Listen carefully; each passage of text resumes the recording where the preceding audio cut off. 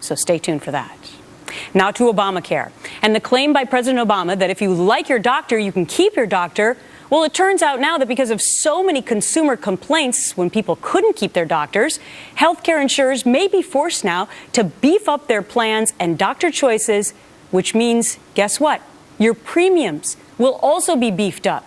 All this amid a new investigation into why there's apparently no appeals process available to anyone who's signed up and then needs to make a change on the healthcare.gov website. Jonah Goldberg, the editor-at-large at National Review Online and a Fox News contributor, and my guest today. Jonah, this is a full-time job just trying to keep up with all the revelations on a daily basis about Obamacare. So let's start with the first thing I talked about. Consumer complaints that they can't get their doctors, people with cancer, people dying from diseases. So now insurance companies saying, oh no, they figured it out. They can't get their doctors, so we're going to add the doctors, but then what happens?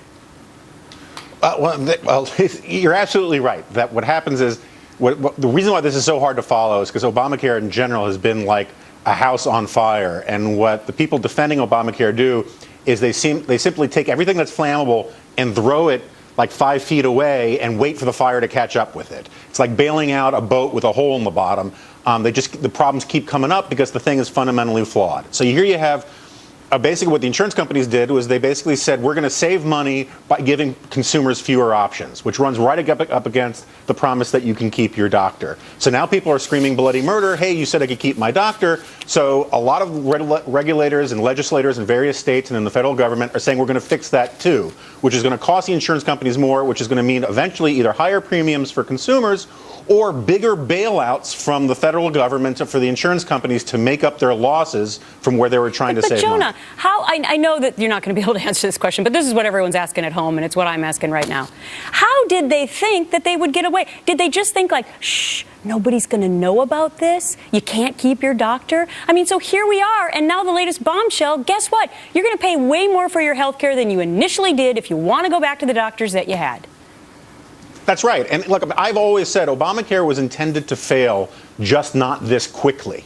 And that's what caught them all off guard. Is I think there was a certain amount of sort of pie-in-the-sky optimism that they believed their own rhetoric, that there were going to be these tens of millions of uninsured Americans desperate to sign up for Obamacare. They were going to be healthy. They're going to be excited to do it. And when they didn't show, it blew up all of the estimates, all of the cost structures, and basically took them all by surprise.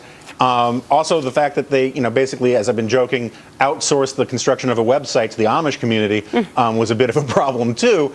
But basically, I think that these guys just didn't appreciate how fundamentally they were lying in the selling of this, and they thought that all of the benefits would outweigh all of the problems, and they haven't. Yeah.